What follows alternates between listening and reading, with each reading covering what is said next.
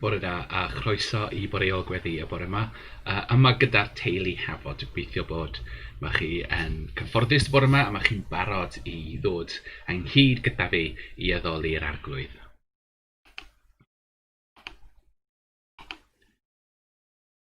Ysbryd yw Duw, a rhaid yw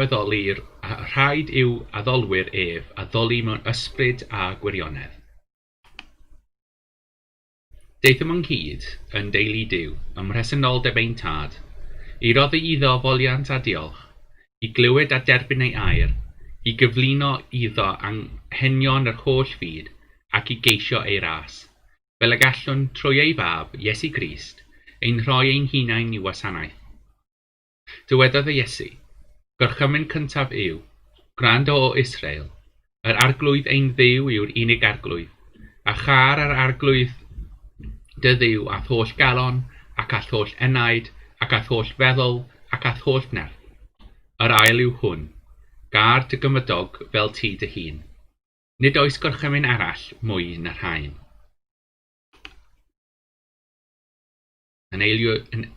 Yn amser distawrwydd, dewch ni ddod a popeth sydd ar ein calonnau ger bron yr arglwydd.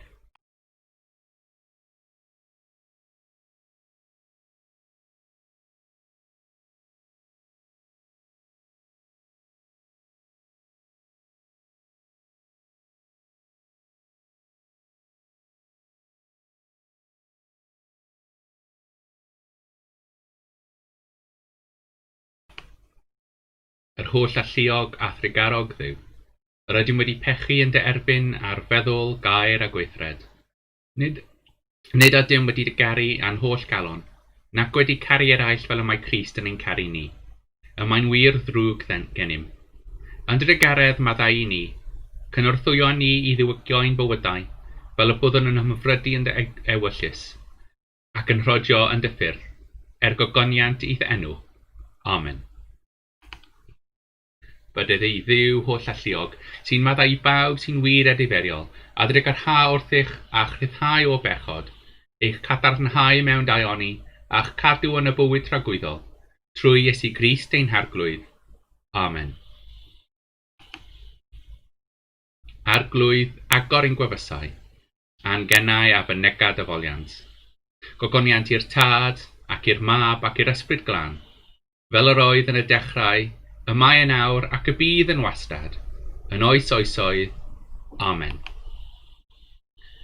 Yn gynnar yn y bore, da fy ngweddi atat, arglwydd trig ar ha, arglwydd trig ar ha. Yr wyt yn llyfaru yn fy nghalon ac yn dweud, ceisiaf y wyneb, am hynny ceisiaf dy wyneb o arglwydd, Crist trig ar ha, Crist trig ar ha. Byddai'r geiriau fy ngennau'n dderbyniol gennyt, am yr frydod fy nghalon yn gymeradwy i ti, o arglwydd fy nghraig am prynwr, arglwydd trig ar ha, arglwydd trig ar ha. Ni nawr ddod i'n darlleniad cyntaf.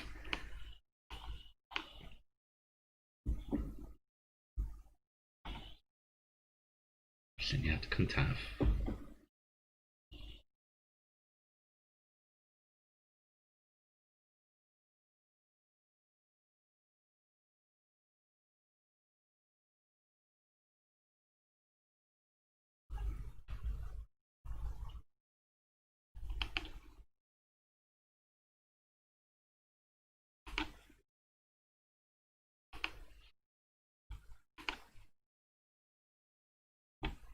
Mae yna ddau fath o darlleniad rydyn ni gallu cael y bore yma.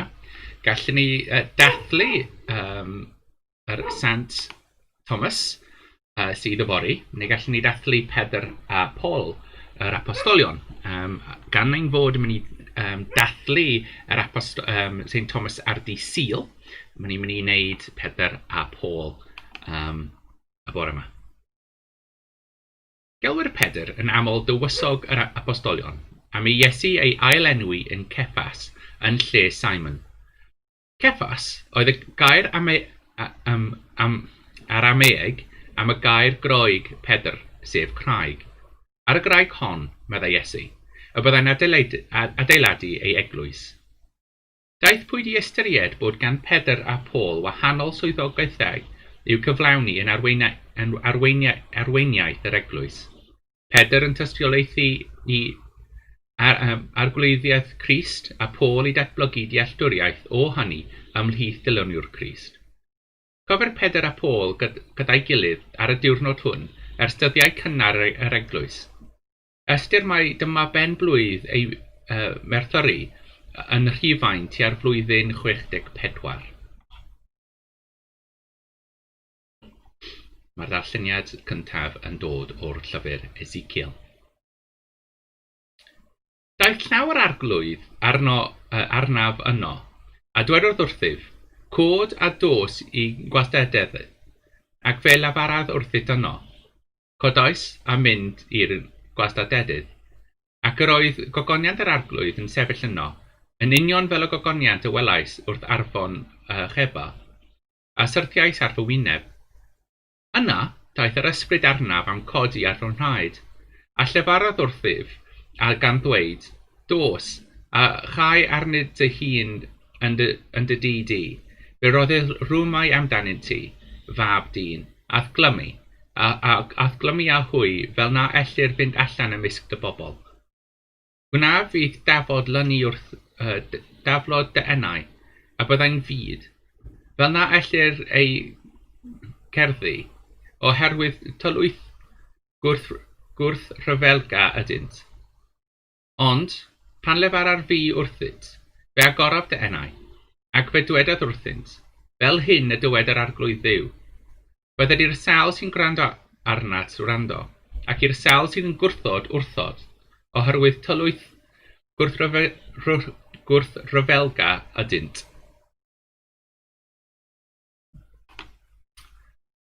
Mae'n ni nawr yn dod i'r categol yr efengl. Mae'n ni dechrau gan ddweud un o'r rhagarweiniadau yma. Dyroedd bobl wybodaeth am waredigaeth o arglwydd trwy faddeuant ei holl bechodau. Bendigedig fyddo arglwydd Dduw Israel, a mi ddo ymweld â'i bobl a'i prynu i ryddid. Cododd waredigaeth gadarn i ni yn hyd Dafydd ei was, fel y llefarodd trwy enau ei proffwydi sanctaidd, yn yr oesoedd a fi, gwaredigaeth rhag ein glynion, ac o afal pawb sydd yn ein cysau. Fel hyn y cymerodd dygarodd ar ein hynafiaid, a chofio ei gyfamod sanctaidd. Y lliw a dyngodd wrth Abraham ein tad, a rhoddai i ni gael ein hachub o afal gelynion, a'i addoli yn ddi-ofn mewn sancteiddrwydd a chyfiawnder, ger eifron ef holl dyddiau ein bywyd. A thithau fy mhlentyn, gelwydd di yn broffwyd y goruchaf, oherwydd byddai'n cerdded o flaen yr arglwydd i baratoi ei lwybrau, i roi i'w bobl wybodaeth am waredigaeth, i'w faddeuant ei pechodau. Hyn yw trygarodd calon ein Duw, fe ddaw ar wawr ddydd oddi i chod un plith, i lywyrchu ar y rhai sy'n eistedd yn hwylloch, cysgod angau, a chyfeirio ein traed i ffordd tangnefedd. Gogoniant i'r tad, ac i'r mab, ac i'r ysbryd glân, fel yr oedd yn y dechrau, y mae yn awr ac y bydd yn wastad, yn oes oesoedd. Amen. Dyroedd bobl wybodaeth am waredigaeth o arglwydd, trwy faddeuant ei holl pechodau. Mae'n ni nawr yn dod i'r darlleniad sydd yn dod o'r Testament Newydd. Mae'r darlleniad cyntaf yn dod o'r llyfr Actau. Tua'r amser hwnnw, fe cymerodd y brenin Herod afael ar y rhai o'r eglwys i'w drygu. Fe laddodd Iago, brawd Ioan, a'r clefydd, pan welodd fod hyn yn gymeradwyd gan yr Iddewon, aeth ymlaen i ddal Pedr hefyd. Yn ystod dyddiau gwyl y barogroew y bu hyn, wedi dal Pedr, fe rhoddodd yng ngharchar, a'i draddodi i pedwariad o filwyr i'w warchod, gan fwriadu dod ag ef allan ger bron y gyhoedd yn ôl y Pasg. Felly roedd Pedr dan warchodaeth yn y carchar, ond yr oedd yr eglwys yn gweddïon dair ar Dduw ar ei ran. Pan oedd Herod ar fin ei ddwyn ger bron, y nos honno, yr oedd Pedr yn cysgu rhwng dau filwr, wedi'i rwymo a dwy gadarn, a gwylir o flaen y drws yn gwarchod y carchar. A dyma angel yr arglwydd yn sefyll yno, a goleuni yn ei disgleirio yn y gell. Trawodd yr angel Pedr yn ei ystlys, a'i deffro a dweud, cod ar unwaith. A syrthiodd ei gadwrnau oddi ar ei ddwylo, meddai'r angel wrtho, rhod o regis a gwisg dy sandlau. Ac felly y gwnaeth. Meddai wrtho wedyn, rhod y fantell amdanat, a chanlyn fi. A'i fe canlynodd oddi yno, ni wyddai fod yr hyn yr oedd yn cael ei gyflawni drwy'r angel yn ddigwydd mewn gwirionedd, ond yr oedd yn tybio mai gweld gweledigaeth yr oedd. Aeth yn teibio i'r wladwriaeth cyntaf, a'r ail, a daeth at y porth haearn oedd yn arwain i'r dinas, a gorodd hwn iddynt ohona'i hun, ac aethant allan i mynd rhagddynt hyd yn heol. Yna, ebrwydd ymdawodd yr arglwydd ag ef, wedi Pedr ddod at o'i hun, fe dwedodd, yn awr, mi yw'n yn wir i'r arglwydd anfon ei angel am gwared i o law Herod, a rhag popeth yr oedd yr Iddewen yn ei ddisgwyl. Dyma air yr arglwydd. Diolch a fo i Dduw. Mae'r darlleniad olaf yn dod o'r Gospel yn ôl Sant Matthew. Daeth Iesu i barthau Caesarea Philippi, a holodd ei disgyblion. Pwy y mae pobl yn y dweud yw mab y dyn? Dydwysant hwythau. Y mae'r rhai yn dweud Ioan Fedyddiwr, ac eraill Elias, ac eraill Drachefn, Jeremiah, neu un o'r proffwydi. A chwythau, meddai wrthynt, pwy meddai chwi ydw fi? Atebodd Simon Pedr, ti yw'r Meseia, mab y Duw byw. Dwedodd Iesu wrtho, gwyn dy fyd, Simon fab Jona, oherwydd nid cig a gwaed a daguddiodd hyn i ti, ond fy nhad, sydd yn y nefoedd. Ac rwy fi'n dweud wrthyt y mai ti yw Pedr, ac ar y graig hon ar adeilaf fy eglwys, ac ni chaiff y holl bwerau Heides y trechaf arni. Roddaf i ti allwedd ar teyrnas nefoedd, a beth bynnag a waheddi ar y ddeiar a waheddir yn y nefoedd, a beth bynnag a gan y teir ar y ddeiar a gan y teir yn y nefoedd. Dyma air yr arglwydd, diolch a fo i Dduw. A sut bynnag, a mae'n ni'n ffeindio ein hunain bore yma dewch i ni ddod i gweddio.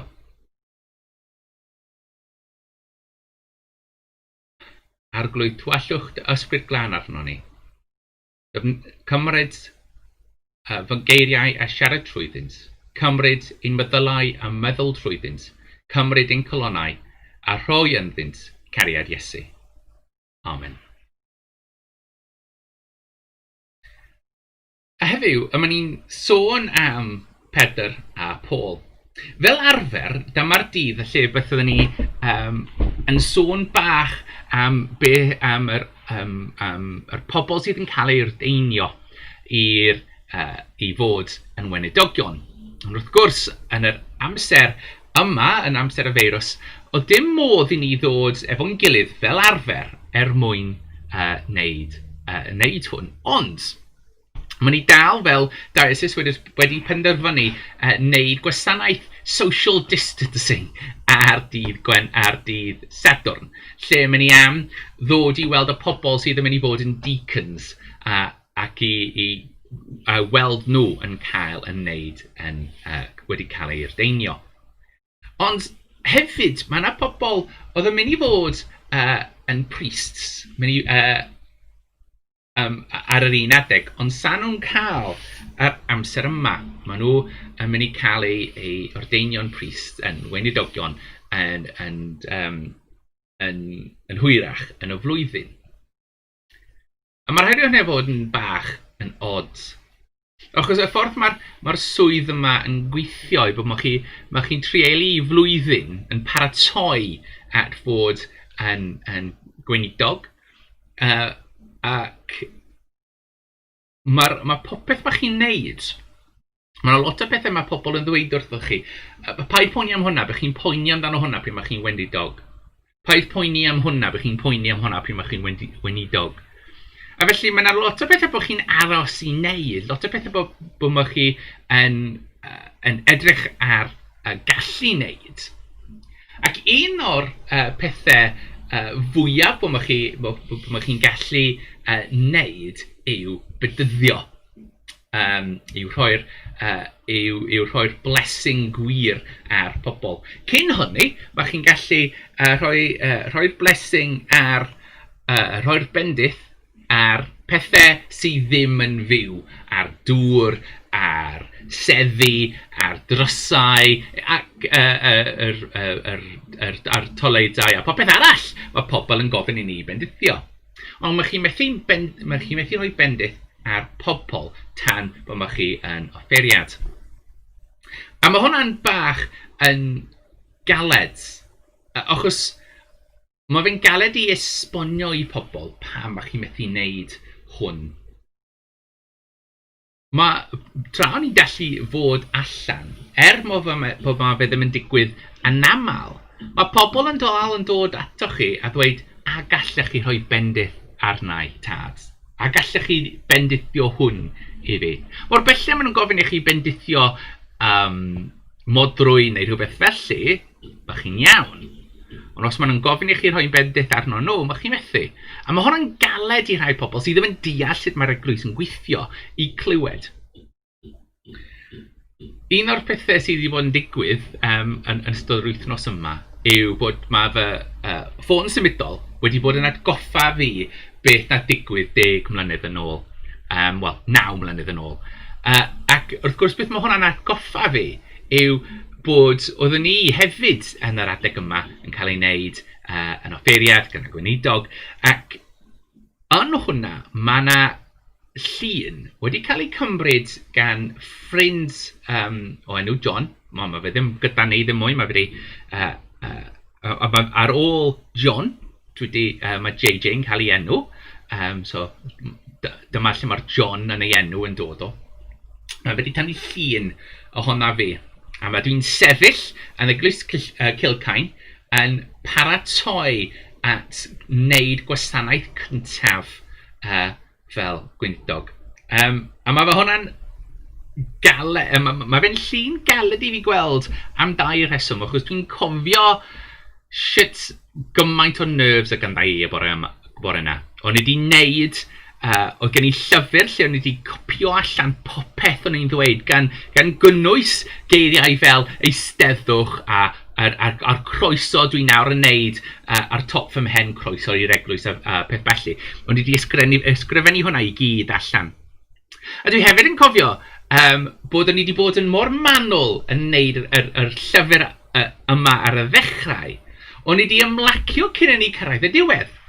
Ac yn yr llyfr yna, pryd mae chi'n cyrraedd y diwedd, mae fe'n dweud, mae yna llinell sydd yn dweud, rhowch yma geiriau'r bendith. A nes i ddim sylwi tan nes i cyrraedd diwedd y gwasanaeth.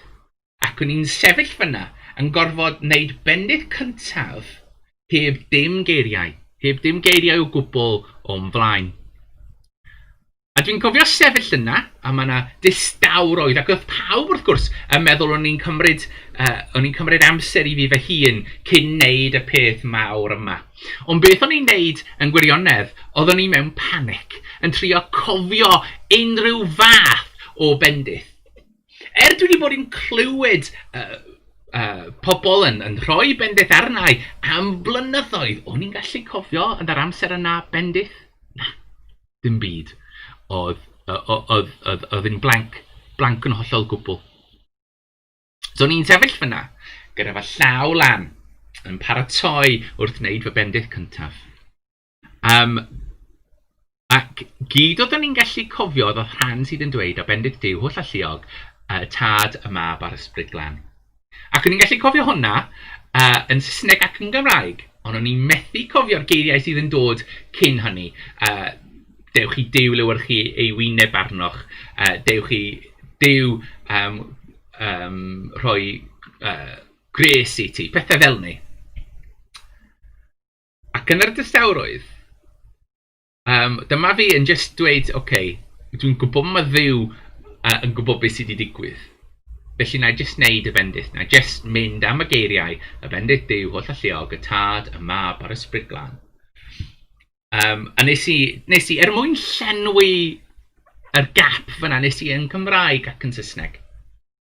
Ac un o'r pethau oedd pobl yn ddweud wrthai fel o'n i'n gadael, wrth gwrs oedd pawb yn diolchgar am y gwasanaeth, pawb yn neis iawn i fi fel ni. Ac oedd Adrian, yr ffeiriad, oedd yn helpu fi trwy popeth, nath ddweud gwasanaeth da iawn. Ac oedd yr ffrindiau oedd yn gadael, achos oedd nhw yn nabod fi. Dyma un ohonyn nhw'n ddod atai, John, yr un at tynnu'r llun. A naeth dweud wrthai, o'ch chi di anghofio beth i ddweud fyna'n dod? A nes i ddweud ie. O'n i'n sefyll fyna, gen i ddim syniad beth i wneud. A naeth John dweud wrthai, ond paid poeni, achos ddim chi sydd gorfod wneud y geiriau, ddim Cymraeg oedd yn siarad. Ddim chi oedd yn responsible am beth oedd am i chi ddweud. A na fe, nath gadael. O'n i beth yn siŵr yn wir beth oedd John yn credu. Ond oedd ganddo fe rhyw fath o ffydd. Ac yn yr eiliad yna, oeddwn ni'n gallu gweld y grym o'r bendith. Oedd y rhan fwyaf o'r ffrindiau oedd wedi dod i'r eglwys am y dydd cyntaf yna. Maen nhw ddim yn dod i'r eglwys. Maen nhw, fel dwi'n deall, maen nhw byth wedi mynd i'r eglwys ers hynny. Ond, yn yr amser yna, yr bendith yna, heb y geiriau ffansi, heb y geiriau sydd yn dod yn y llyfr, oedd y bendith yna wedi wneud gwahaniaeth iddyn nhw. Sa'n gwybod beth oedd y gwahaniaeth, ond nhw wedi gweld rhywbeth yn digwydd yn yr bendith yna. Oedd nhw wedi gweld rhyw newid yn digwydd, newid i fi, neu newid i'r pobl oedd yn yr eglwys, neu efallai nath nhw teimlo grym ddiw yn jyst yn symud trwyddo nhw. Dwi ddim yn hollol siŵr, ond dwi'n cofio wynebau nhw fel oedd nhw'n gadael. Fel oedd rhywbeth wedi newid ynddyn nhw. Fel oedd rhywbeth oedd nhw'n teimlo, oedd yn rhywbeth oedd yn digwydd yn bell. Nawr yn rhywbeth oedd nhw wedi gweld yn digwydd. Wrth gwrs, os oedd hwn yn pregeth da, falle wedi dweud bod y ffrindiau fi gyd wedi dod yn ôl i'r eglwys ac o'n nhw gyd nawr yn addoli, ond maen nhw ddim. Dydy hwnna ddim sut mae'r stori yma yn diweddaru. Ond beth nath newid, oedd pobl nawr yn cwylio fi pryd o'n i'n ddweud oedd ganddo fi ffydd. Ac oedd pobl nawr yn fodlon dod atai a gofyn cwestiynau amdano ffydd. Oedd pobl nawr yn fodlon ddweud pethau wrtha i, achos yn llygydau nhw, oedd ni nawr yn offeriad. Heddiw, maen ni'n cofio am ddim just fi fel offeriad, ond pawb sydd wedi ddod o'n flaen, ac pawb sydd yn mynd i ddod ar fy ôl. Mae'r grym yna oedd yn gallu rhoi bendith ar pobl yw'r un o'r pethau fwyaf maen ni yn gallu wneud. A mae fe un o'r pethau sydd yn gallu wneud yr gwahaniaeth mwyaf i'r pobl sydd ddim yn dod i'r eglwys. Fel arfer y dydd yma, maen ni yn enwi ger bron yr arglwydd pawb sydd yn mynd trwy'r proses ar hyn o bryd, ond mae'r proses bach wedi newid, felly beth maen ni'n mynd i wneud heddiw i trio cofio pawb sydd yn y broses, pawb sydd yn offeriad yn gweinidog, pawb sydd hefyd yn cael yr teimlad bach yna o'r Iesu yn jyst yn dweud wrtho nhw, a fysa ti yn gallu rhoi bendith ar y pobl. A fysa ti yn fodlon rhoi lan popeth mwyn wneud y gwahaniaeth yna i fywydau pobl. Ac efallai, allan fyna yn gwylio'r pregeth yma, mae yna rhywun sydd yn gallu cofio'r teimlad yna neu sydd yn nabod y teimlad yna. Ac efallai maen nhw'n gallu gweld ein hunain yn sefyll o flaen cynulleidfa ac yn rhoi'r bendith. Mae Dduw yn galw i pawb. A maen ni'n galw pawb i gwahanol rhannau yn yr eglwys. Efallai mae Dduw yn galw y bore yma yn mwyn ymuno'r offeriadau. Ac os yma nhw, dod yn cysylltwch gyda ni. Ond os mae chi'n ddim yn gwybod, os mae fe ddim yn chi, yna gweddio ar yr arglwydd, mwyn i'r arglwydd codi lan pobl sydd yn cael ei galw, a'r nertha'r rhai sydd wedi cael ei galw yn barod. Amen.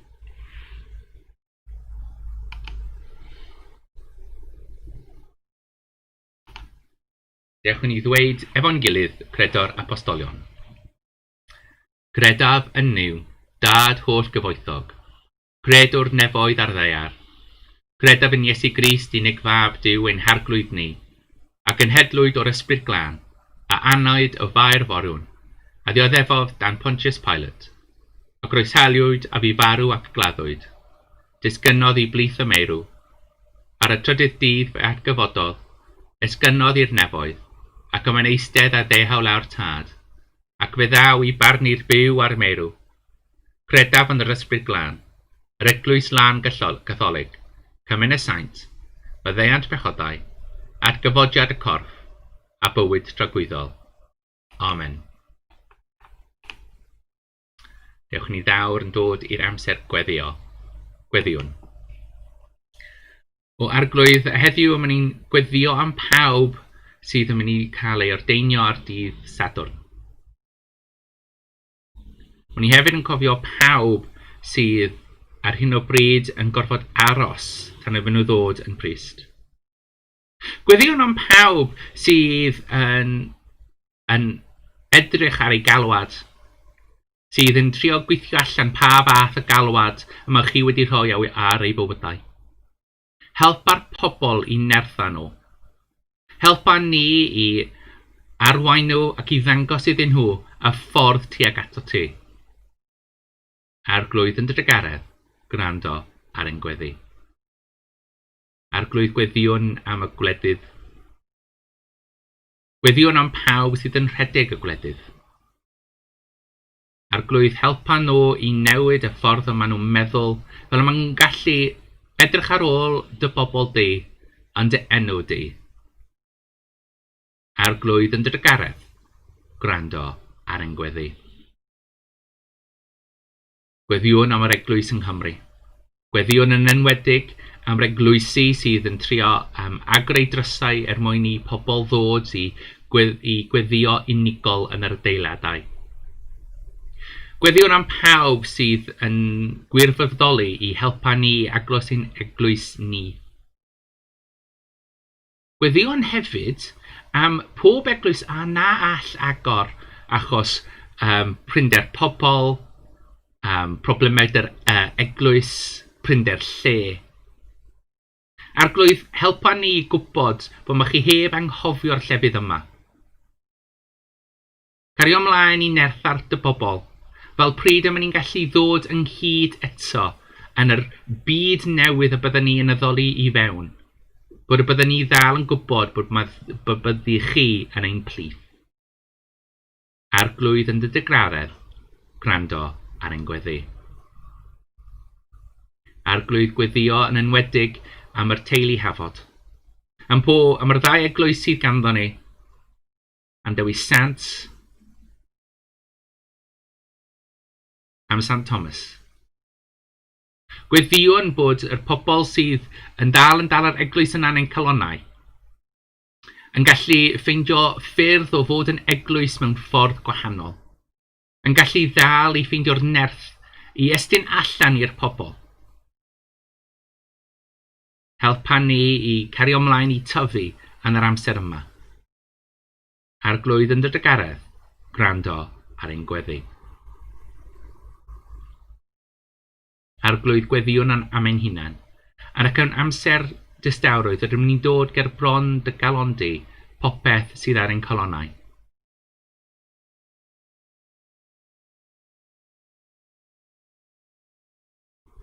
Arglwydd rydym ni'n gwybod bod chi'n gwrando arnon ni pryd ma'n ni'n gweddio.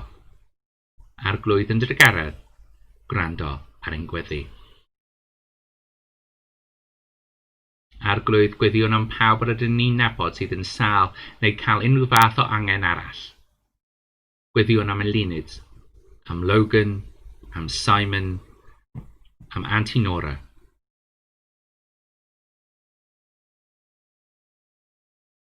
Yn amser dysdaroedd ydym ni'n enwi yn ein colonnau pawb yr ydym ni yn nabod.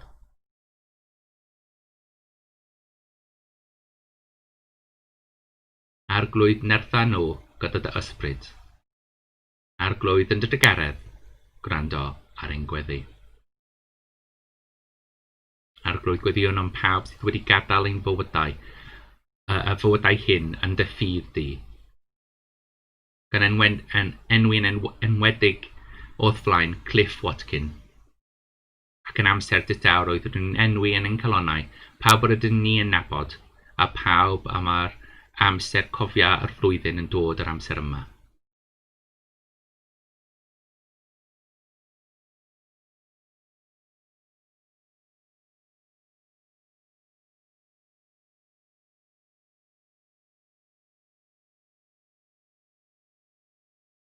Arglwydd yn dy garedd, gwrando ar ein gweddi.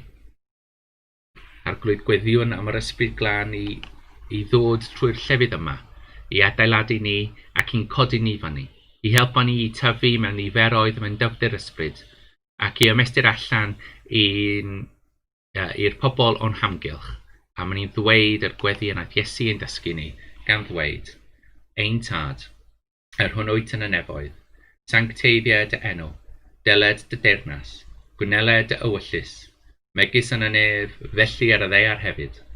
Dyroi ni heddiw ein bar abeunyddiol, a maddau ni ein dyledion, fel y meddeuon yna i'n dyledwyr, ac nac arwain ni i brofedigaeth, eithir gwared ni rhag drwg, canes eiddo ti wrth deunas, a'r gallu, a'r gogoniant, yn oes oesoedd. Amen.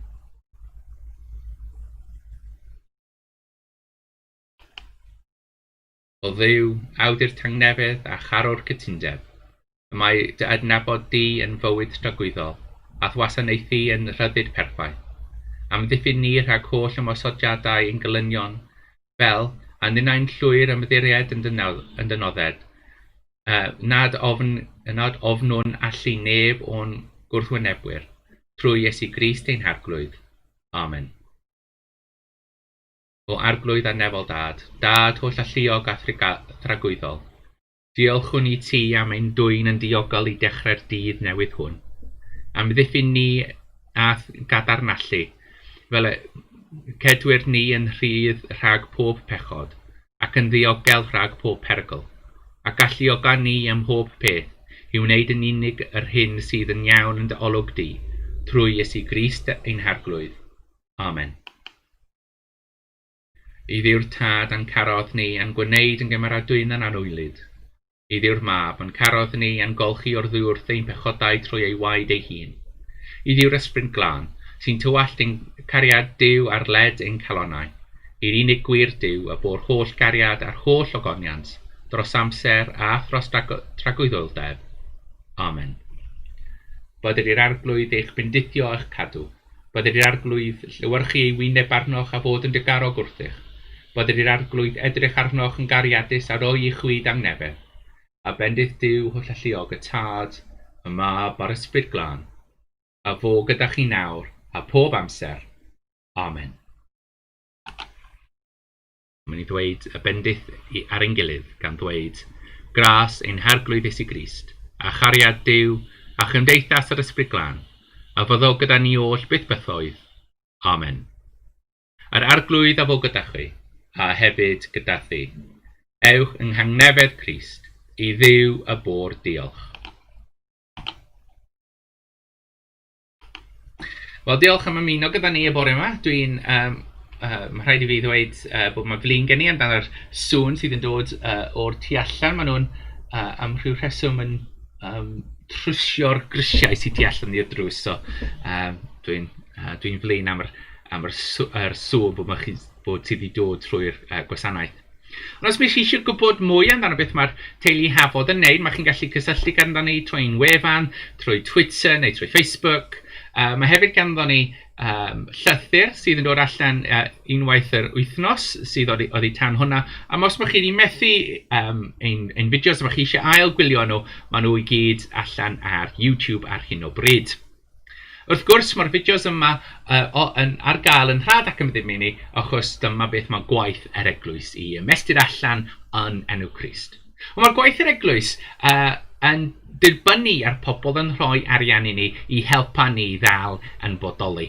Felly os ydych chi gallu helpa ni gan rhoi arian, os gwelwch yn dda, edrych ar, os ydych chi eisiau rhoi unwaith i ni, mae chi gallu edrych ar PayPal sydd o ddi tan fyna, neu os ydych chi eisiau rhoi yn aml ato ni o pint i 5 pint neu lan pob mis, so bydd e gyd yn help os chi'n mynd i'r link arall yna sydd yn bit.ly HF Gifterec, lle mae chi'n gallu ymuno lan i hala arian at teulu Hafod mwyn helpa ni i cario ymlaen i bodoli yn ystod yr amser yma. Ond os ydych dim arian dyna chi, paid poeni, mae'r fideos yma yn rhad ac am ddim i chi.